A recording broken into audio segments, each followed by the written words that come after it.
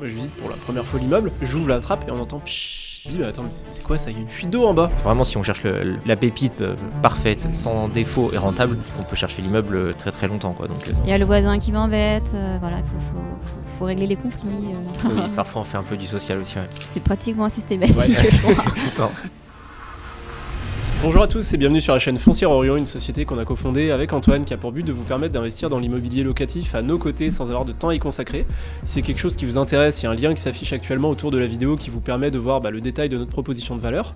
Cette chaîne elle a pour but de vous partager notre quotidien d'investisseurs, d'entrepreneurs et tout ça vraiment sans filtre et vraiment vous donner la manière dont on le pense puisque c'est un métier qu'on exerce depuis des années, l'investissement locatif. Et aujourd'hui on va aborder un thème qu'on nous demande souvent, c'est comment est-ce qu'on achète son premier immeuble de rapport. Mais on va le voir, il y a toute typologie d'immeubles de rapport, des petits, des très gros, il y a plein de subtilités à voir, il y a plein aussi d'inventivité à voir pour les optimiser, donc c'est ce thème-là qu'on va aborder aujourd'hui avec Mélanie et Antoine. Salut. Bonjour à tous. Salut. Ouais, sujet très intéressant parce que c'est vrai qu'on nous pose souvent la question de c'est quoi l'avantage d'un immeuble de rapport, l'inconvénient, comment on le finance, à quel moment il faut se lancer dans un immeuble de rapport, dans un parcours d'investisseur. Et je trouve que faire une vidéo sur ce sujet-là, c'est plutôt pertinent, quoi. Donc du coup, quand est-ce qu'on fait un immeuble de rapport? Est-ce qu'on commence par un immeuble direct ou est-ce qu'on commence par autre chose? C'est vrai que, je sais pas toi, quand tu accompagnes les clients, mais il y a quand même, je trouve, de plus en plus de clients, nous, qui demandent directement un immeuble de rapport pour commencer. C'est vrai que les clients préfèrent commencer par un immeuble de rapport plutôt qu'un appartement classique. Après, ça dépend... Ça dépend des... c'est ce que je dis, ça dépend de l'appétence de chacun, parce que c'est vrai que moi quand j'ai commencé l'IMO, je me serais pas du tout vu acheter un immeuble de rapport. Pour moi t'as trop peur, il y a trop de trucs à voir, en termes de structure on en reparlera après, etc. Mais un appartement, t'achètes une coquille, c'est un peu plus facile dans une copro, je trouve. Et je vois, il y a pas mal de clients, mais je pense que c'est aussi des fois les budgets qui font que, parce que c'est vrai que quand t'as un budget de 400 000 euros et qu'il faut investir 400 000 euros, si tu le fais à travers d'appartements dans des villes comme on le fait nous ici, où c'est des appartements qui coûtent à peu près 100 000 euros, il faut un peu de temps pour déployer ce budget-là. Alors que l'avantage de l'immeuble, c'est que tu fais ça en one shot, quoi. Ouais. Et puis t'as un peu aussi de l'aversion au risque, parce que tu as des fois des gens qui ont la capacité de faire 400, 500 000 d'un coup, mais qui veulent pas s'exposer à cette hauteur-là, parce que tu as beaucoup l'aspect psychologique, on y reviendra aussi sur l'immeuble, mais sur le fait de se dire je me mets entre guillemets à risque, parce que c'est un risque d'emprunter de l'argent que t'as pas et qu'il va falloir rembourser à la banque, et du coup si tu t'exposes sur 50 ou 100 000 euros, tu prends moins de risques, tu auras moins de rendement, enfin moins d'argent en valeur absolue créé, mais par contre tu as moins de risques si ça se passe mal sur 50 ou 100 000 que sur 400 ou 500 000 euros. Donc c'est aussi un peu une question de confiance en soi ou d'aversion au risque sur le fait de démarrer soit par un appart, soit par un immeuble, et c'est souvent ces deux choses-là qu'on va opposer, et en plus après en termes de fiscalité, c'est aussi généralement pas les mêmes cases qu'on va utiliser. Et voilà, on va dire que le cadre général, soit tu as des gens qui commencent tout de suite par un immeuble, soit assez souvent, ce qu'on voit aussi, c'est des gens, et on en a fait partie, qui ont fait 1, 2, 3 apparts, et qui se disent j'aime ça, j'ai envie de continuer, j'ai envie de faire plus de volume, mais du coup je vais pas le faire à coup d'une acquisition d'un appartement par an et mettre 10 ans à avoir 10 lots de plus. Je préfère passer par les immeubles. Mélanie, par exemple, tu as fait quelques lots avant de commencer. Là, tu es en pleine acquisition d'immeubles et tu te voyais pas commencer par un immeuble. C'était quoi? C'était le budget qui collait pas? C'était tu avais peur d'acheter... J'ai voulu jouer la carte de la sécurité au début. J'avais pas forcément de connaissances. Et puis, j'ai été bloquée aussi par le budget. Pour moi, j'ai préféré privilégier un petit appartement. Il était à 43 000 euros. Dans une copro assez récente, j'ai vraiment joué la carte de la sécurité sans travaux. Donc pour commencer, pour moi, ça m'allait très bien. Okay. Mais Et là aujourd'hui, tu es en train d'acheter l'immeuble, tu es hyper à l'aise à l'idée de l'acheter, en termes de budget c'est cohérent. Et c'est ça.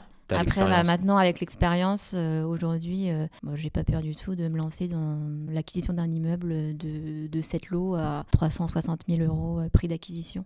Autant des fois, je trouve que quand tu reviens dans le passé, tu fais si j'avais su, j'aurais fait l'immeuble beaucoup plus tôt. Et si tu devais revenir dans le passé en te disant non, je pense que là maintenant c'est le bon moment, c'est maintenant que j'aurais dû acheter mon immeuble, ou t'aurais pu le faire, t'aurais pu commencer par ça ou le faire un peu avant. Non, là je pense que c'est le bon moment. Je pense surtout que j'ai pris le choix d'arbitrer, de vendre mon premier appartement. Je l'ai vendu au bon moment puisque j'ai pu avoir une belle plus-value. Donc je pense que c'était le bon moment. La plus-value va me permettre d'investir dans l'immeuble avec un bel apport. Donc je pense que c'est vraiment tout s'est bien goupillé et c'est le bon moment pour se lancer.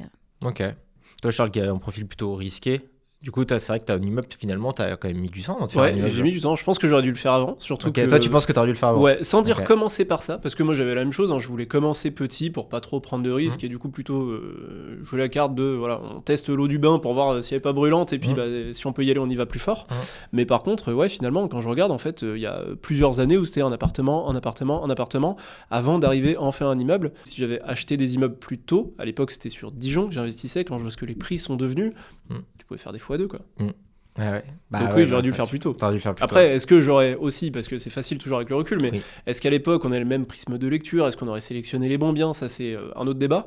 Mais en tout cas, ouais, je pense que ça aurait fait une différence de commencer de faire des immeubles plus tôt dans mon parcours. Tu vois, si entre mon démarrage et mon premier immeuble, il s'est écoulé 5-6 ans. Ok. Si on devait aujourd'hui, on va dire, on compare un peu donc l'actif, donc on va dire un appartement de type T2 autour des 100 000 euros et quelqu'un qui voudrait acheter un, on va dire, petit immeuble de rapport dans une ville de province autour des 350 000 euros. C'est quoi les avantages et les inconvénients d'acheter l'immeuble plutôt que l'appartement? Alors un truc qui est souvent mis en avant, c'est l'absence de copropriété. T'as des gens qui sont allergiques à la copro et qui disent moi je veux rien en copro, je veux tout en monopropriété. Il y a parfois l'inverse, on en connaît un qui fait l'inverse, qui achète que des lots de copro. Mais bon, la plupart du temps c'est plutôt en mode où on n'aime pas les syndics de copro. Et en soi, pour le coup, pour avoir aussi des lots de copro, c'est pas ça le principal avantage de l'immeuble. Oui, tu décides des choses toi-même et on pourra détailler plus tard. Mais en tout cas, la présence d'un syndic, c'est pas non plus une plaie, quoi. Donc pour moi, c'est pas forcément ça qui va le définir, mais c'est surtout de faire un gros volume d'acquisition d'un coup. Parce que parfois on te dit oui, t'achètes en gros, t'achètes moins cher. Oui, c'est vrai, mais c'est pas non plus une décote de 50%. Tu vois, t'achètes pas 2 fois moins cher les apparts parce qu'ils sont dans un immeuble. J'étais hier avec une personne, justement, elle me disait ça, elle me disait mais du coup, si j'achète un immeuble, ça va être moins cher. Je dis non, il n'y a pas trop non plus d'effet de volume en fait. Voilà, c'est malheureusement en fait, t'achètes à la renta, que ce soit un immeuble ou un appart, c'est à peu près la même chose.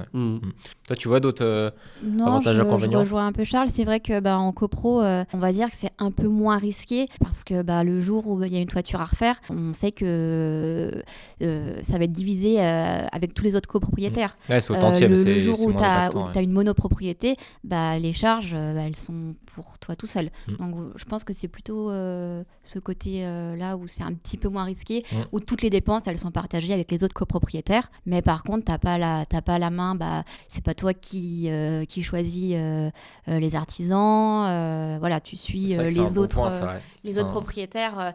T'as pas la main sur tout, quoi. C'est vrai que c'est un bon point et ça je l'avais pas imaginé, mais c'est vrai que quand tu es dans un syndic, généralement les artisans ils sont mandatés par le syndic, et un artisan, quand c'est un syndic qui le mandate, c'est généralement un petit peu plus cher quand c'est toi qui le mandate en direct ou que tu as une bonne relation avec cet artisan là.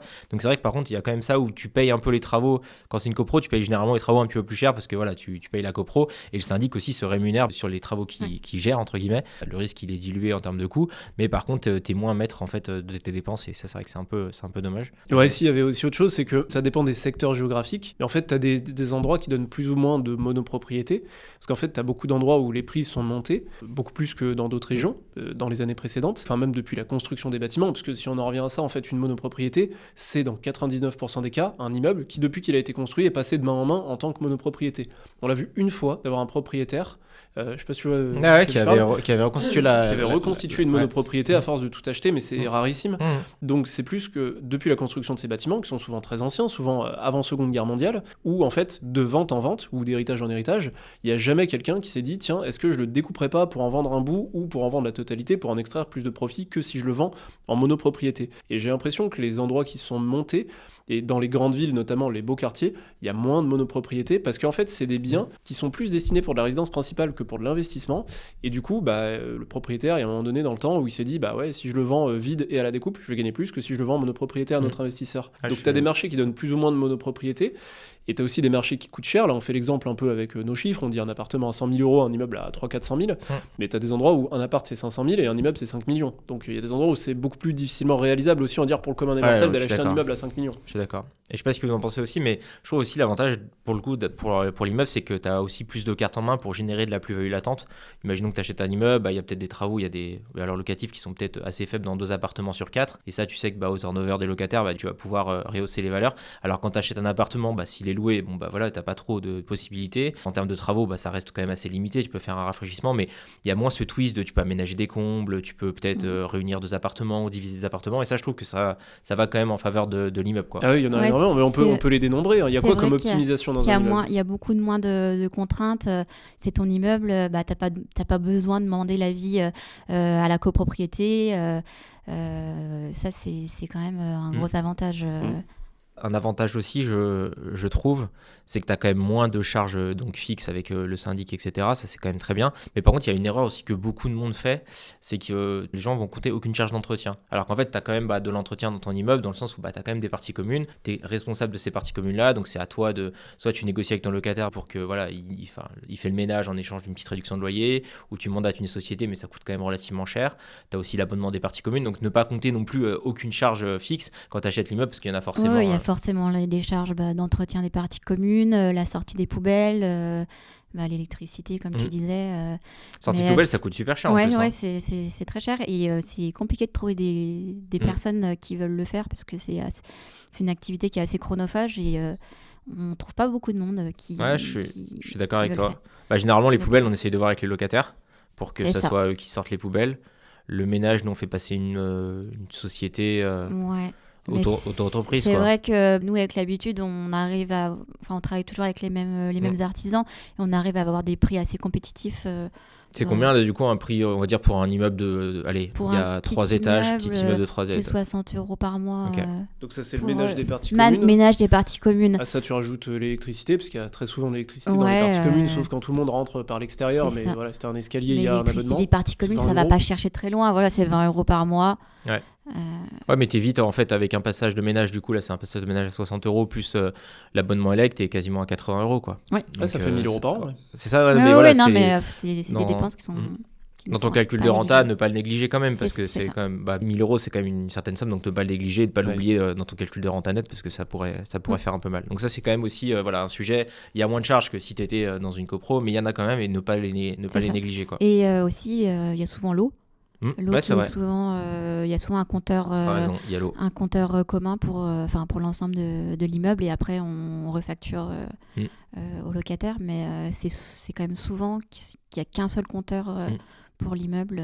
C'est vrai qu'il y a des petites choses comme ça, notamment l'eau, tu vois, c'est un très bon sujet, c'est que parfois les anciens propriétaires, il y avait juste le compteur général, ils refacturaient au tantième, il n'y a pas forcément de sous-compteur, ou il n'y a pas de compteur dans chaque appartement, et ça du coup ça demande aussi une gestion plus importante que si tu avais juste ton appartement avec déjà ton compteur d'eau. C'est vrai que là il y a quand même un petit peu plus de gestion, notamment quand les choses ne sont pas faites dans les règles de l'art entre guillemets. Quand tu visites l'immeuble, c'est des petits détails, mais il faut vraiment aller vérifier, parce que ça va te demander de la gestion et ça va être un peu plus chronophage quoi. Et pour faire le pendant de ça en copropriété, un truc qu'on voit souvent comme erreur, c'est le fait de penser qu'on peut refacturer toutes les charges de copropriété au locataire, alors que c'est pas le cas. Imaginons, par exemple, hier on propose un appart loué 850 €, charges comprises. On n'a pas le détail des charges exactes. Moi je dis à l'agent IMO, mais est-ce que c'est un chauffage collectif ? Est-ce que avant c'était une coloc qui est passée en longue durée ? Mais est-ce que du coup il a pas gardé le contrat d'électricité, le contrat internet au niveau des charges ? Et en fait si, à la fin tu retombes sur 500 € de loyer net, donc du coup c'est pas du tout intéressant. Alors que de prime abord, si tu prends le loyer charges comprises, en fait tu peux penser que c'est intéressant, mais en gros pour faire le focus sur les charges de copro, si on doit prendre un exemple, donc en l'occurrence il y a 80 € de charges de copro, j'ai pas le détail, mais c'est assez probable que le montant de charges de copro qu'on a le droit de refacturer, si on fait les choses correctement au locataire, c'est plutôt peut-être 50 €. Donc tu as quand même des charges résiduelles qui restent à ta charge en tant que propriétaire, et c'est pour ça que nous on aime bien partir du loyer charges comprises, on prend vraiment ce qui rentre sur le compte, et on déduit la totalité des charges. Et ça évite de faire des rentas à moitié net, où tu calcules sur ton loyer hors charge, mais ton loyer hors charge, c'est pas ce que tu as net dans la poche. Ce que tu as net, en fait, c'est ton loyer charges comprises, moins la totalité des charges de copro, moins la totalité de la taxe foncière. Parce que là aussi, dans les charges refacturables, tu as une part de la taxe foncière, c'est la taxe des ordures ménagères. Pour ne pas s'embêter à ça, en fait, nous on prend loyer charges comprises, on enlève tout, et ça donne du loyer net. Et c'est là-dessus qu'il faut calculer son rendement net. Ouais, je suis d'accord. Si la personne, du coup, veut commencer par un immeuble de rapport, c'est quoi la taille d'immeuble idéale en termes, on va dire, de taille de lot, mais aussi de taille, de projet financier. C'est quoi pour vous, la personne, elle est vraiment, elle est motivée dans l'immo, elle va enchaîner. En fait, elle a compris que un des avantages de l'immeuble, ça va être aussi d'acquérir plusieurs lots d'un coup par rapport à un appartement. Elle se dit, quand même, je vais pas mettre un immeuble de 15 lots. C'est quoi pour vous, le petit immeuble pour commencer, qui va bien? Je pense qu'il faut commencer avec minimum 4 lots, on va dire. Okay. 4 lots, si 4T2, je trouve que c'est pas mal, aller jusqu'à 5-6 lots. Ok. Pour et un en gros, premier. ça fait dans des villes dans lesquelles on bosse, taille moyenne, t'es autour des 350, Ouais, c'est 450 000 ça. quoi.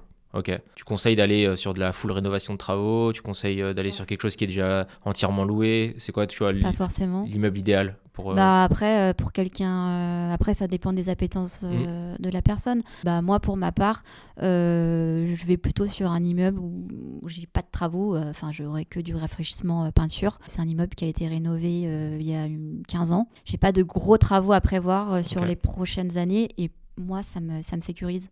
Donc Ouais, bah, même d'un point de vue bancaire, du coup, tu sais, la banque, elle va quand même avoir Voilà, un peu moins peur de te financer c'est parce que ça. t'es pas en train de demander autant de travaux Ouais. que prix d'acquisition. Donc ça, c'est vrai que c'est un bon point. Et après, bah, pour ma part, il y a 3 appartements qui sont loués et j'en ai 4 vides. Donc, il y en a 3 qui sont loués mais qui sont en dessous des valeurs locatives. Donc, bon, bah, là, les locataires sont là. Donc, je sais que le jour où ils partiront, je pourrais rehausser les loyers. Par contre, les autres, j'ai demandé aux vendeurs de ne pas remettre de locataires. Comme ça, moi, je pourrais mettre des locataires en rehaussant les loyers. Ouais. Bah, c'est vrai qu'en plus, les appartements qui sont pas loués en bon état, bah, t'as juste à mettre la bonne valeur locative, ça c'est cool. Et après, ça te permet aussi d'être libre un petit peu du rafraîchissement que tu veux faire, du C'est standing ça. que tu veux donner. Ouais. Moi, j'aime bien Et- ce. Oh, vas-y. Pardon. Et aussi, ça me permet de choisir, c'est moi qui Ouais, ai c'est la vrai. main sur les locataires et de choisir le bon locataire avec la bonne situation, la garantie qui va bien avec. Moi, ce que j'aime bien, c'est un immeuble qui est, on va dire, à moitié loué et à moitié du coup vide. Et je trouve que c'est intéressant parce que du coup, tu as déjà un socle financier à proposer aux banquiers en disant non, voilà, c'est pas une coquille vide, il y a déjà quelques loyers. Mais par contre, voilà, il y a des appartements qui sont pas loués, tu vas pouvoir les optimiser. Comme tu disais, tu vas pouvoir choisir tes locataires. Et je trouve que ce juste milieu-là, il est assez intéressant parce que c'est pas trop difficile à financer, mais à la fois, tu sais que tu as rapidement de la plus-value latente qui est générée parce que toi, tu vas mettre des bonnes valeurs locatives. Et en plus, au turnover de tes locataires, là, toi, tu as de la chance que ça soit un petit peu sous-évalué en termes de loyer. Du coup, c'est pareil, mécaniquement, tu viens de créer une plus-value latente C'est sans ça, ça avoir va trop de augmenter travail la à faire renta. en parallèle. Ouais. Et d'ailleurs, si t'as pas de travaux sur les lots qui sont vides, tu peux même demander à ton vendeur s'il est possible de les remettre en location pendant le compromis. Ouais. Pour avoir déjà des Ouais, loyers, ouais, alors c'est c'est ce toi qui les qu'on en sélectionnes, avait discuté, qui met Visal et Mm. tout. Et donc ça c'est possible, parfois ils vont dire on attend que vous ayez le financement et tout, mais en tout cas ça se demande. Ouais. Ouais. Bah, c'est vrai que ça te permet de ne pas avoir de vacances locatives et t'exploites à J+1 avec des revenus parce que tu as toujours 2-3 semaines, on va dire, entre trouver le locataire, sélectionner les dossiers et puis après faire l'entrée dans les lieux, il y a toujours 2-3 semaines de perdu. Donc c'est vrai que ça peut être un moyen d'optimiser. Après, le pendant de ça, voilà, si jamais tu achètes bien et que du coup les valeurs locatives qui avaient été estimées, elles sont un peu en dessous de ce que tu peux faire dans la réalité du marché, ça peut aussi mettre un peu la puce à l'oreille au niveau des vendeurs en disant ah mais en fait peut-être on aurait pu vendre plus cher parce qu'en fait je pensais pas que les valeurs locatives Oui, étaient après ils si sont sous compromis. Ils peuvent- Non, bien sûr, je suis d'accord. Ouais. Mais il y a un peu, voilà, Ouais. il y a un peu, Ouais. il y a un peu tout ça, quoi. Mais c'est vrai que je suis un peu d'accord avec toi. L'immeuble de rapport de 4-5 lots, j'aime bien. Et, et un peu, voilà. Et moi, forcément, on doit faire des sacrifices, on va dire. Moi, là, l'immeuble, j'ai 7 lots. Sur les 7 lots, je dois avoir 4 studios. Donc, c'est vrai que les studios, c'est pas ce qu'on préfère le plus parce qu'on sait que le studio, on va avoir plus de turnover qu'un T2. Mais c'est OK, je sais que je vais avoir du turnover à peu près tous les ans. On peut pas tout avoir non plus. Ouais, c'est vrai que là, déjà- tu fais une bonne affaire. Je fais une bonne t'as affaire. une bonne renta. en, C'est compliqué de tout avoir, de ouais. tout avoir. Et ça, C'est pour ça qu'il faut faire des intéressant, ouais. concessions et voilà. Et pour moi, c'est OK. Ça, c'est intéressant. L'immeuble parfait n'existe pas. Non. Et c'est vrai que quand tu es un peu un investisseur débutant, tu veux vraiment un immeuble avec aucun c'est défaut, pas mais possible. ça n'existe pas. C'est pas possible. Le tien, franchement, honnêtement, il n'y a Non, pas beaucoup de Il n'y défauts. a pas beaucoup de défauts. Il Je est- pense que c'est surtout les petites surfaces. Ouais. Mais Mais sinon, C'est tout, hein. voilà, il faut se mettre faut partir du principe que voilà, l'immeuble parfait n'existe pas, que la façade, elle est peut-être pas refaite de la semaine dernière, que la toiture, elle date de 15 ans, 20 ans. Vraiment, si on cherche la pépite parfaite, sans défaut et rentable, on peut chercher l'immeuble très très longtemps, quoi. Donc c'est vrai que ça aussi, voilà, plus tu achètes quelque chose de gros et plus il y aura forcément des petits défauts et il faut être OK avec ça. Et comme tu dis, il faut faire des concessions parce que tu peux pas avoir le bien parfait, quoi. En fait, s'il est parfait physiquement, c'est le prix qui est imparfait. C'est ça. Parce que du coup, on te propose quelque chose qui est trop bien. Mm. Et imaginons même que le prix aille bien. En tout cas, nous, dans notre logique, au sein de la foncière, si on avait l'immeuble parfait, avec la renta parfaite, avec tous les curseurs au max, ça voudrait dire qu'on est assis sur une trop grosse plus-value latente pour que ce soit logique de le garder en portefeuille locatif. Et il faudrait mieux l'arbitrer rapidement, le faire en marchant, en fait, pour en extraire une marge et repartir sur des choses qui sont plus classiques, entre guillemets, et plus reproductibles. Mais oui, pour quelqu'un qui cherche son premier immeuble, il faut bien sûr être capable de définir des critères, et c'est ce qu'on fait là en disant le nombre de lots, voilà, en termes de surface, peut-être donner des bornes entre 200 et 400 mètres carrés, et en termes de montant, je sais plus si on en a parlé. On disait entre 350 et Ouais. 450, je trouve que ça reste significatif, parce que on va le voir après, mais forcément, quand tu achètes un immeuble, généralement, tu vas pas tout passer par une SCI, qui dit SCI va faire des frais fixes, donc il faut quand même avoir un certain volume d'acquisition pour amortir ses frais, mais je trouve le 350-400, c'est pas trop mal, c'est un bon scope, quoi. Et qui dit SCI dit association, sauf les gens qui font le truc avec leur holding d'un côté et personne physique de l'autre. Mais du coup, généralement, tu coupes à minima en 2, voire en 3 ou 4. Donc là aussi, il faut que ce soit significatif, ramené par associé. Pas faire un studio en étant 5 dans une SCI. Oui. Quoi. On est bien d'accord. Là, c'est le cas. En gros, vous êtes à 50-50 dans la SCI, donc c'est très pertinent de te dire que tu fais ça. Donc là, on arrive à peu près à cibler, on va dire, l'immeuble de rapport type pour commencer, qui est pas déconnant. Donc il y a la visite qui arrive. Qu'est-ce que tu visites dans l'immeuble, parce que généralement déjà tu peux pas visiter tous les lots d'un coup s'il y a des lots qui sont loués, donc déjà voilà, ça c'est normal, faut dire aux gens que c'est normal, c'est pas que le vendeur veut vous cacher quelque chose, mais c'est compliqué de réunir 4-5 locataires le même jour. Et ensuite après quand on peut visiter, donc généralement on va visiter les parties communes, etc. Donc quelles sont les premières choses à visiter sur un immeuble? Est-ce qu'il y a des petits, un petit feeling à avoir, savoir comment l'immobilier a été entretenu, c'est quoi les tips un peu quand on visite, pour se faire rapidement, on va dire, un premier avis? Généralement, c'est d'arriver déjà un petit peu en avance et de regarder les extérieurs, parce que quand tu visites un appart, oui, tu vas regarder la copro, mais en fait, tu considères que c'est le syndic qui en a la responsabilité, donc c'est pas ton premier point de focus. Tu focuses plus sur l'appartement que sur l'extérieur, alors que sur un immeuble, c'est presque même l'inverse. Parce qu'en fait, l'extérieur, c'est souvent lourd de conséquences s'il y a des problèmes, alors qu'un appartement, n'importe quel problème à l'intérieur, tu peux le résoudre. Et du coup, moi, généralement, j'aime bien arriver en avance des visites pour avoir le temps vraiment de prendre du recul. Et parfois, faut pas hésiter à s'éloigner quand t'as un peu de pente pour avoir une bonne vue plongeante par-dessus l'immeuble, avoir des points de vue, des perspectives que t'as pas forcément de partout. Et puis des fois, ça part dans tous les sens, les immeubles où t'as des recoins où faut se pencher aux fenêtres pour pouvoir avoir un peu tous les points de vue, voir tous les pans de toiture. Essayer de comprendre en quel matériau est construit l'immeuble, à peu près de quelle année il est. Nous, ce qu'on aime bien, c'est quand c'est des structures béton, c'est très rare, mais du coup, ça, c'est des constructions qui sont d'après la Seconde Guerre mondiale, de voir quels sont les travaux qu'il y aura à entreprendre en termes de façade, de toiture. Donc ça, c'est avant la visite. L'agent IMO n'est pas encore arrivé, on est encore dehors. D'essayer de collecter un maximum d'informations. De l'extérieur, on peut voir aussi les fenêtres, si c'est du double ou du simple vitrage, de voir les volets, est-ce que c'est des volets roulants, des persiennes métalliques, le local commercial, est-ce que c'est une boîte de nuit, quels sont les horaires, est-ce qu'il est en faillite, est-ce que aller voir sur Papers, si ça se passe bien, s'il n'y a pas une procédure en cours. Tout ça, c'est des choses qu'on peut faire avant d'être entré dans l'immeuble. Et après, une fois qu'on y rentre, on va dans les caves. C'est Mélanie après. Mélanie, elle rentre dans l'immeuble et elle fait quoi? Donc, après, on va dans la cave et on regarde la structure de l'immeuble pour voir s'il n'y a pas de souci au niveau des planchers. On sent qu'il y a eu quelques tout va sujets. bien. On connaît bien les caves. Non, mais ça, c'est vrai que c'est très très important. Ouais, la cave, c'est souvent au moment de la première visite que les agents IMO, ils n'ont pas les clés des caves. Alors que en fait nous c'est limite une des premières, la pièce la plus importante à avoir sur l'immeuble. On veut absolument voir la cave, alors souvent on fait une deuxième visite pour revoir les caves. Et du coup, pour savoir s'il y a des caves, parce que parfois on va te dire il n'y a pas de cave, ils ne se posent pas la question. Ils n'ont pas envie de travailler. Et en fait, c'est les soupiraux, donc un soupirail des soupiraux, c'est les aérations qu'on voit au niveau du pied de l'immeuble, en fait, qui sont faits pour ventiler les caves. Il y a souvent une grille métallique devant, ou alors c'est un aménagement en pierre avec une petite voûte. Si vous voyez ça, ça veut dire qu'il y a des caves. Donc même si on vous dit qu'il n'y a pas de cave, il y en a. Peut-être que l'accès a été condamné, peut-être qu'on ne peut plus y aller, et à ce moment-là, c'est un problème, parce qu'il faudrait quand même pouvoir les voir.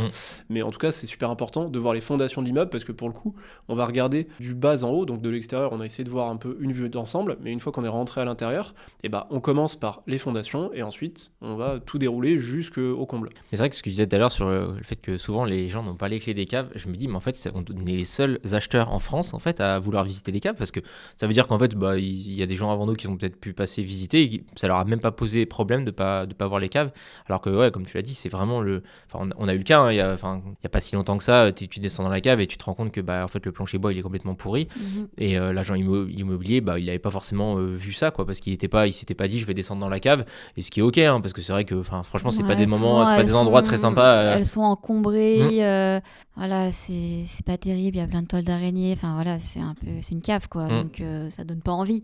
C'est ça. Mais c'est vraiment le plus important, vérifier que si c'est une cave voûtée, que la voûte elle est en bon état, les murs il y a pas de enfin comme ici dans nos bureaux, hein, enfin, on voyait bien que ça s'affaissait au niveau des murs de la cave, donc on s'était bien douté qu'il y avait un problème, même si ça avait été pour le coup soulevé par le vendeur, mais ouais, c'est vraiment très très important. Ouais. Mais je trouve que déjà ça donne une approche en se disant, ok, déjà le gars, il a les clés de la cave. Si tu descends par des escaliers, c'est plus ou moins entre guillemets propre. Tu arrives dans la cave en bas, il n'y a pas un milliard de merde. Je trouve que déjà ça donne un a priori plutôt positif sur l'immeuble, quoi. Et le top, c'est quand il y a le petit gravillon au sol. Voilà, C'est bon, ça on le voit pas souvent. À Rérieux, il y a le petit gravillon au sol. Ouais. À Rérieux, c'est les caves, je pense, les plus sympas qu'on ait. Ouais. Je pense qu'elles sont vraiment bien. Sur un immeuble, on parle aussi de micro-détails. Donc, quand vous descendez dans la cave, bien vérifier que cette cave est ventilée, que ça sent pas l'humidité. Alors, il y a de l'humidité dans une cave, c'est normal. Mais voilà, qu'il y ait bien une ventilation pour pas qu'il y ait un effet de pourrissement des planchers. Tu sais que ça m'est arrivé une fois, c'était à Dijon, de visiter une cave où en fait tu rentrais par une trappe métallique qui était dans le couloir des communs. Et pareil, un truc, faut se salir les mains et tout, faut y descendre, personne n'y allait jamais. Moi, je visite pour la première fois l'immeuble, j'ouvre la trappe et on entend pshhh. Et je dis, bah attends, mais c'est quoi ça? Il y a une fuite d'eau en bas. Je dis, non, c'est la rue, c'est les bagnoles. Ouais, je suis descendu. Il y avait donc le tuyau en PEHD, c'est du plastique noir qui fait l'adduction d'eau du bâtiment, qui était percé. Et du coup, il y avait une douche en fait. Et l'humidité ambiante dans la cave, c'était la même chose qu'un hammam. C'était hyper humide. Je dis, bah faut appeler votre régie des eaux. Enfin, vous avez pas reçu un mail de surconsommation. Alors, je sais plus si c'était avant ou après compteur, donc il y a peut-être une raison. Mais enfin, dans tous les cas, le fait de ne pas aller voir ces caves, c'est d'avoir des désordres comme ça, qui peuvent, peut-être que ça faisait des années que c'était comme ça. Et on s'en rend pas compte. Et au fil de l'eau, ça ne peut que détériorer. Ça fait jamais du bien. Ah, je suis d'accord. Et donc, c'est important d'y aller régulièrement aussi. Quand on a acheté, sans dire d'y aller toutes les semaines, mais de faire un petit contrôle de temps en temps, d'y aller, de salir les mains. Mais ça permet de voir ce genre de choses et d'éviter les désordres que ça peut produire. Mais ça arrive plusieurs fois par an lors des visites qu'on on trouve une fuite d'eau. C'est peut-être un goutte à goutte, mais ça arrive quand même très très souvent que on apprenne au propriétaire ou à l'agent IMO qu'il y a une fuite dans la cave. Ouais. On peut commencer par la cave, mais aussi on peut finir par la cave. Moi non, je finis par la cave parce que si l'immeuble il est pas intéressant, comme ça je sais que je vais pas dans la cave, tu vois. Parce que franchement, ça nous arrive plusieurs fois de descendre dans la cave. Tu te souviens de la cave, on devait ramper presque, on devait presque ramper. En fait, pour au final, c'était trop cher. Du coup, maintenant, moi, je finis plutôt par les caves. Comme ça, si je me salis, je sais pourquoi je le fais, quoi. Et il peut ne pas y en avoir aussi. La plupart du temps, il y a des caves, mais ça peut être soit, alors dans du plus récent, un vide sanitaire. Nous, on n'a pas trop ça, mais alors là, ce serait encore plus chiant d'aller ramper. Ou alors, il peut ne rien avoir, posé sur terre-plein, et puis il n'y a pas de cave. Ça existe. Après, du coup, tu rentres dans l'immeuble, donc tu as fait la cave, tu commences par le rez-de-chaussée, premier étage. C'est quoi un peu des warnings, enfin voilà, qu'est-ce qu'il faut regarder quand tu visites l'immeuble? On commence dans les parties communes, on va voir si elles sont bien entretenues. On regarde tout bête, mais si les boîtes aux lettres elles sont pas toutes éventrées, parce que ça peut. Non mais tu rigoles, mais tu vois, pour moi c'est vraiment un truc. Enfin, si tu vois les parties communes sont propres et que les boîtes aux lettres, voilà, c'est ça pas. Ça donne quand même un. Ouais. Un bon signal pour la suite. Et tu loues pas plus cher. En fait, le propriétaire, il va pas louer plus cher parce que ces parties communes sont en bon état, mais ça montre déjà l'état d'esprit du propriétaire que voilà. Ça veut dire qu'il entretient son immeuble. Il y a potentiellement moins une dinguerie qui peut se passer parce que tu sens que le gars, il a pas fait à l'économie et qu'il a mis les moyens dans les parties communes alors qu'il n'y avait pas forcément besoin. Donc c'est plutôt pareil, un bon signe, je trouve, pour la suite, quoi. Ouais. Dans les parties communes, pareil, bien vérifier qu'il y ait bien un linky qui est dédié au commun. Ça, c'est vraiment l'idéal parce que c'est vrai que souvent, parfois, on peut voir le linky du rez-de-chaussée, de l'appartement du rez-de-chaussée ou du local qui souvent sur les immeubles anciens, c'est le locataire qui paye l'électricité des communs. Bon, ça va pas chercher loin, mais bon, c'est toujours un problème. Ouais, je suis d'accord. En gros, ce qu'il faut, c'est qu'en nombre de linky, il y en ait un de plus que le nombre de lots. Genre, s'il y a 6 appartements, il te faut 7 linky. Il faut que chaque locataire il ait son abonnement et que le propriétaire il ait l'abonnement des communs. Généralement, ce qu'on aime bien, c'est aussi pouvoir visiter au moins quelques appartements pour se donner un ordre d'idée. Comme je disais tout à l'heure, c'est compliqué de tout visiter, mais on demande toujours à l'agent IMO, mais dans quel état sont les appartements. Donc, on essaye de l'engager un petit peu, en fait, parce que tu peux des fois faire une offre avant d'avoir visité tous les lots. Et on essaye quand même d'engager un peu l'agent IMO. S'il dit que c'est en bon état et que derrière on trouve un appartement qui est ravagé, on sait qu'on pourra revenir un petit peu sur notre négo. Mais ça, c'est un peu difficile parfois, en fait, de donner un prix sans avoir vu l'ensemble des lots. Et tu peux avoir une bonne surprise, mais tu peux aussi avoir des fois des mauvaises surprises, quoi. Et puis parfois c'est des photos qu'on a, ça donne un ordre d'idée, mais généralement voilà, on conditionne et on est engagé définitivement qu'une fois qu'on a vraiment vu tous les lots. Et aussi sur la visite des lots, un truc intéressant, c'est méfiez-vous du dernier. Le truc, le lot qui est le plus compliqué à voir, c'est rarement le meilleur. Celui qui veut pas trop ouvrir sa porte, c'est souvent le locataire qui est un peu en conflit avec le propriétaire et qui parfois a le logement qui peut être le plus dégradé. Donc le fait de dire voilà, tous les logements sont équivalents, on en a vu 8 sur 9, c'est bon, on y va. On y va doucement et je veux voir le 9e.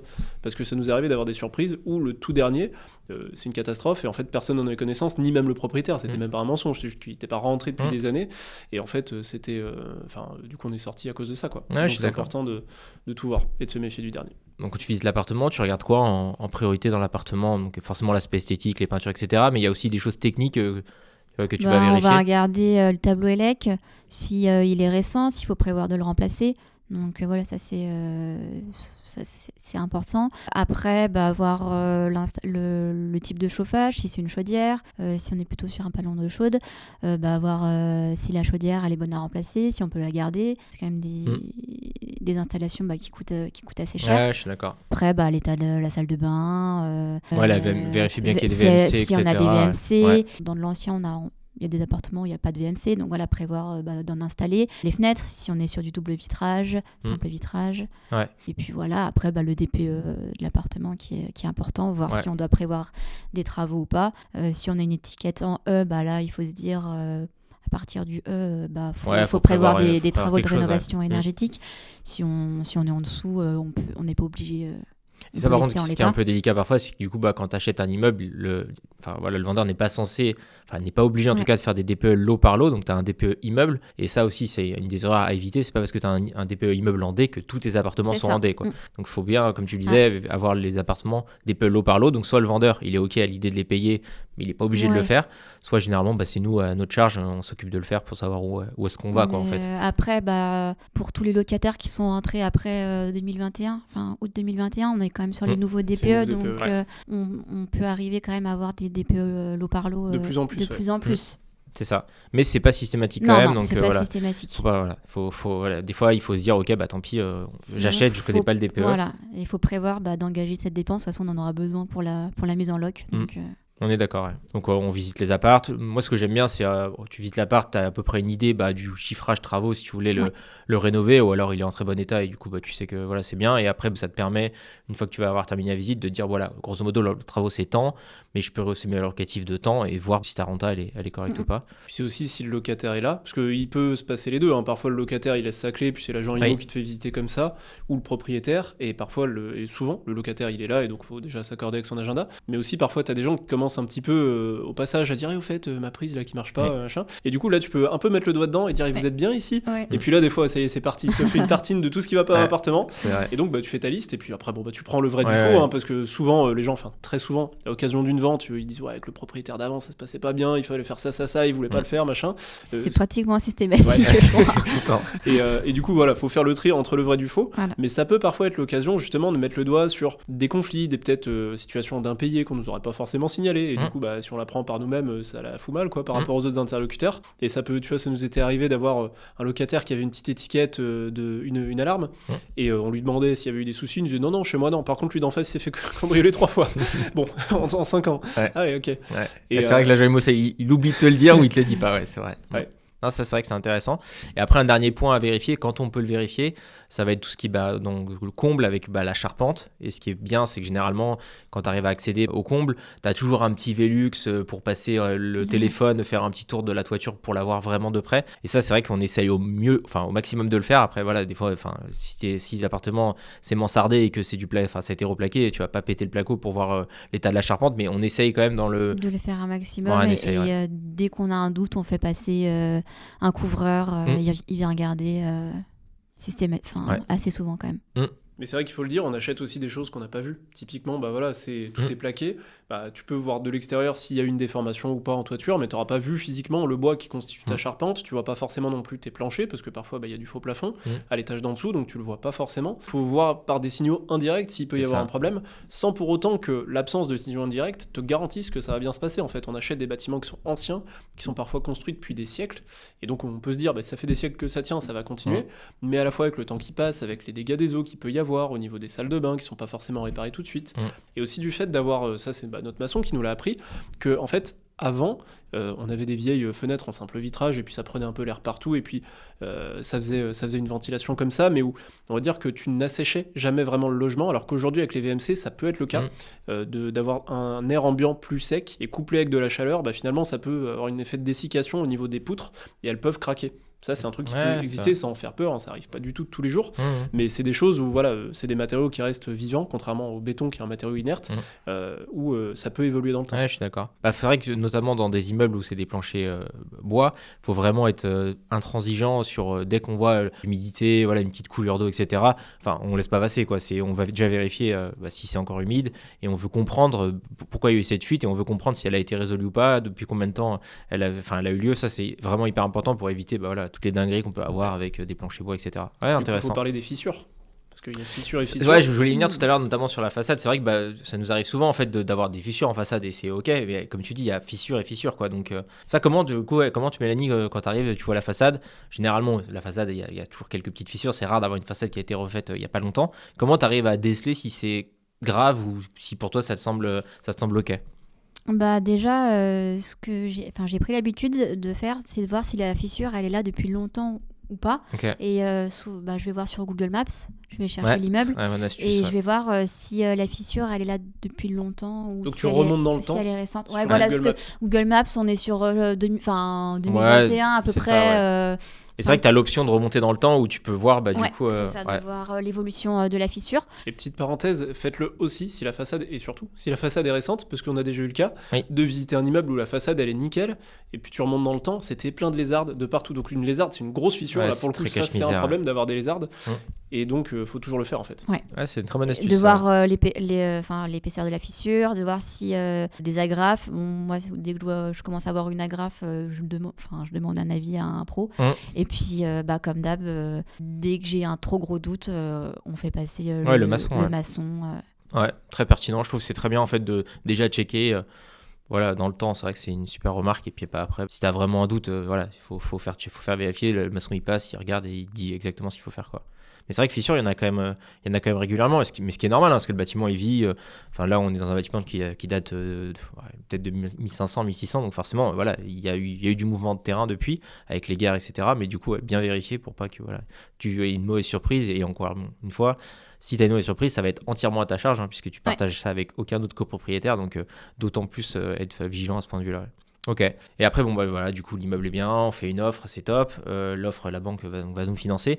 Comment on finance un immeuble de rapport? Parce qu'on parle souvent de 35% d'endettement. Donc si on parle d'immeuble à 400, 500 000 euros, il faut extrêmement bien gagner sa vie ou pas avoir fait d'investissement avant dans l'immobilier pour encore être dans le seuil des 35%. Donc, c'est quoi, on va dire, la manière la plus optimisée pour avoir le plus de chances d'être financé et d'aussi d'optimiser son financement en n'ayant pas non plus des impositions trop rapidement, etc. Comment vous voyez les choses? Le cas classique, c'est en fait, comme on le disait, généralement un immeuble ça s'achète plutôt en SCI, donc en étant associé avec une autre personne, c'est généralement des SCI à l'impôt sur les sociétés. Le fait d'acheter avec ce type de structure, ça permet aux banques, dépendamment des organismes, ils ne fonctionnent pas tous pareil, mais de faire du prêt professionnel. Et le prêt professionnel, lui, il n'est pas soumis aux contraintes du HCSF qui disent que les particuliers ne doivent pas s'endetter à plus de 35% de leurs revenus, même si dans le calcul, on réintègre les revenus locatifs, mais comme tu dis, en fait, tu t'y es très vite. La plupart du temps, oui, tu vas être au-dessus de 35%, mais ça veut pas du tout dire que c'est pas possible de le financer, ça veut juste dire qu'il faut déjà orienter vers le cadre juridique le plus propice à pouvoir te faire financer. Tu dis je veux le faire tout seul en nom propre, en location nue, tu vas être au-dessus de 35%, tu vas payer énormément d'impôts, surtout si t'as pas de travaux, donc t'es pas en train de maximiser les probabilités. Là où tu maximises les probabilités, sans dire que ça marche à tous les coups, c'est une SCI à l'IS, où on est du coup au moins 2 dedans, et où on arrive à faire un prêt pro, même s'il y a des exceptions, il y a des prêts part en SCI à l'IS, où t'es quand même au-dessus de 35%, il y a 1000 exceptions, mais on va dire que le schéma classique c'est celui-là. Et c'est aussi ça qui va permettre de différer l'imposition, par exemple, contrairement à la SCI à l'IR, où tu auras peut-être plus d'imposition au fil de l'eau et un peu moins à la sortie. Mais le problème, c'est que l'imposition au fil de l'eau va très souvent te faire passer en cash flow négatif. Et en tout cas, nous, notre postulat, c'est plutôt qu'on préfère ne pas voir notre rendement année après année érodé par la fiscalité, quitte à payer plus à la fin, parce que la SCI, alors on va pas rentrer dans le détail de la fiscalité, mais elle a aussi cette qualité d'être plus pilotable que le nom propre au niveau de la plus-value. Ouais, puis c'est plus intéressant de se dire, ok, la SCI LIS, en gros, tu vas payer de l'impôt à la fin et il faut se dire que en gros, tout ce que tu vas gagner, tu vas le diviser par 2 à peu près. C'est à peu près ça, tu en donnes la moitié à l'État, tu vas en garder la moitié.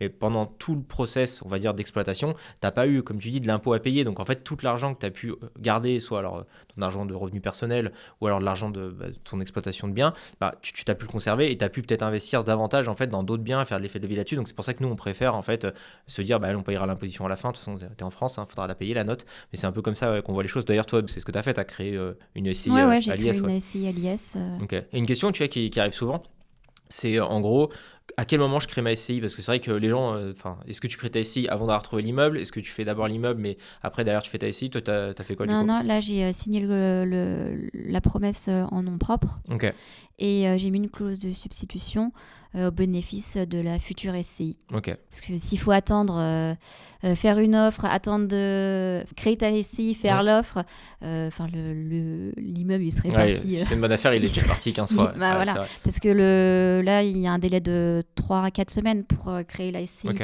Donc Ouais, ok. il faut un petit peu de temps, mais il faut juste bien prévoir la clause de substitution dans la Ouais, dans promesse. l'acte, Et puis après, Et à contrario, ça sert pas trop de créer la SCI avant d'avoir trouvé le bien parce que ça reste des dépenses. Grosso modo, une SCI, c'est entre 500 et 1500 euros de frais de création. Donc ça, voilà, c'est un peu dommage de créer ta SCI alors que t'as pas encore trouvé ton C'est bien ça. parce que si tu le trouves pas, t'as payé ça pour pas grand chose, quoi. Sachant qu'après, au niveau du financement, c'est possible de faire, tu es en train de le faire, une demande de financement avec une SCI en cours de création, mais pour éditer l'offre de prêt, elle est à destination de la SCI, et donc cette personne morale, il faut qu'elle existe, il faut qu'elle soit immatriculée. Donc tu es un peu obligé de prendre du risque, de payer les 400-500 euros de frais de promesse plus les frais de création de SCI avant d'avoir une offre définitive. Et ça, faut bien l'avoir en tête, qu'il y a un moment, il faut quand même mettre quelques centaines, milliers d'euros à risque, parce que sans ça, tu peux pas te dire j'ai 100% de sécurité, et si bien jamais sûr, j'ai pas ouais. mon financement, on me rembourse absolument tout. Et l'acquéreur est relativement protégé, mais il faut quand même être prêt, entre guillemets, à perdre ses sommes. Après, si sûr. on dimensionne correctement, il n'y a pas de raison. Non. Mais en tout cas, il faut l'avoir en tête. Ouais. Si tu devais dire, allez, un immeuble de 4-5 lots, combien de fois par mois t'as une action où t'es dérangé par un locataire? Tu vois, les stats, c'est quoi à peu près? Tu vois, avec l'expérience que t'as, ça fait quand même maintenant presque 2 ans que tu gères le parc de la Foncière. Tu vois, tu verrais 4-5 lots, il y a des chances que tu te fasses déranger, que des problèmes combien de fois par mois à peu près? bon, je dirais peut-être une fois tous les 15 jours. Ok. Ouais, Ouais, j'aurais dit pareil. Je pense pas que ça soit toutes les semaines, parce qu'il y a quand même des semaines où on est tranquille. On est tranquille. Mais ouais, je dirais 2-3 fois par mois. Ça reste des bricoles, faut rassurer Ouais, les gens, voilà, c'est pas grand chose, pas mais il y a des- toujours c'est une des action à petites faire, choses. quoi. C'est des petites choses. Il y a toujours un petit Ouais, truc de c'est ça. il y a un problème dans les parties communes, Ouais. les poubelles, le ménage n'est pas C'est fait. ça. Il y a toujours Il y a des le ouais, voisin qui m'embête. Voilà, faut régler les conflits. Oui, parfois on fait un peu du social aussi. Ouais. Ok, bah franchement hyper intéressant je trouve cette vidéo. On a je trouve donné quand même pas mal de clés aux gens pour qu'ils puissent soit faire un choix entre l'appartement ou l'immeuble de rapport pour se lancer et puis un peu ce qu'il faut checker lors des visites, ce qu'il faut un peu du coup au niveau du financement en termes de structuration juridique. Donc franchement je pense qu'on a déjà pas mal déblayé. Si jamais c'est quelque chose qui vous intéresse davantage, n'hésitez pas à nous le dire dans les commentaires et puis on fera des vidéos peut-être plus spécifiques sur l'immeuble de rapport. Je sais pas si vous avez quelque chose à rajouter, si c'est tout Non, bon c'est pour bon. vous. Non, c'était bien, on pourrait en parler Parfait. pendant des heures, mais Oui. on en parler Pendant des heures. si ça vous intéresse sur toutes les subtilités de l'immeuble de rapport et comment les optimiser. Parfait. Écoutez, merci de nous avoir suivis. On se retrouve très bientôt sur notre chaîne YouTube. On a aussi un LinkedIn et un Instagram, donc n'hésitez pas à nous suivre pour avoir toutes nos actualités. Bonne journée. À bientôt. À bientôt.